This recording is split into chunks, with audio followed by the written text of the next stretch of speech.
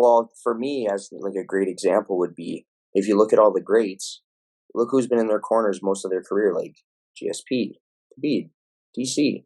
You know, even like John Jones. I know that's a different issue, but Yeah, even like all those great athletes, they still had their OG coaches because their loyalty.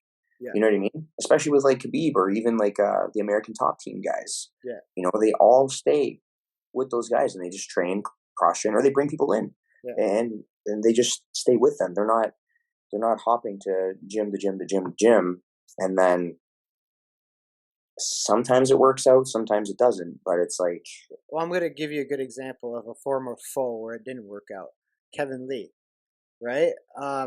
I was just about to say that. Like Right? I like wait, this sounds familiar because I, Yeah, I just I just seen that he posted something about he's going to a new place. yeah. And so like I'm gonna give him his respect because I respect him as a fighter. He's a great athlete and a great fighter, and he's One done hundred a percent. and he's done a lot of he's competed against some of the best in the fucking world, and he's still doing it.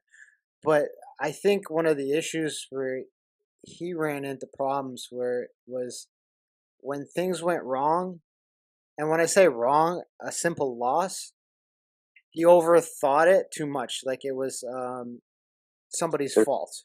It was somebody's Yeah, fault, but his own, right? And I think that's where a lot of athletes, not just in mixed martial arts, they fuck this piece up. Like you lose, okay, losing is part of sport. You have to accept that. But the loss isn't the coach's fault. 99% of the time, it's something you did in yeah, your or it's somewhere up here when somewhere you're up here. And like for an athlete like him, when I watch him fight, it's exactly what you just said. It's up here because um, athletically, he's gifted. he's a specimen. He's a specimen. Like guy's got abs on abs on abs.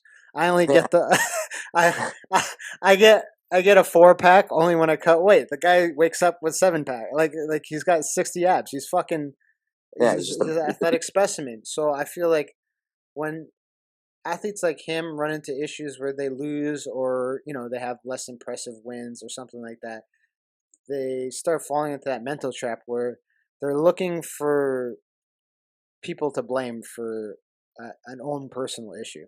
Whereas I think if he had just stuck with, because it's not like he was training at bad places. He was training at what?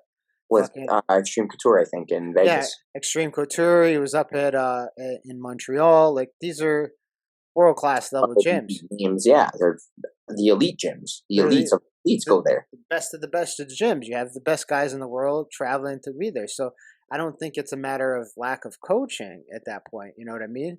So like what would your advice be to athletes like him, um, where they struggle with that part of the game?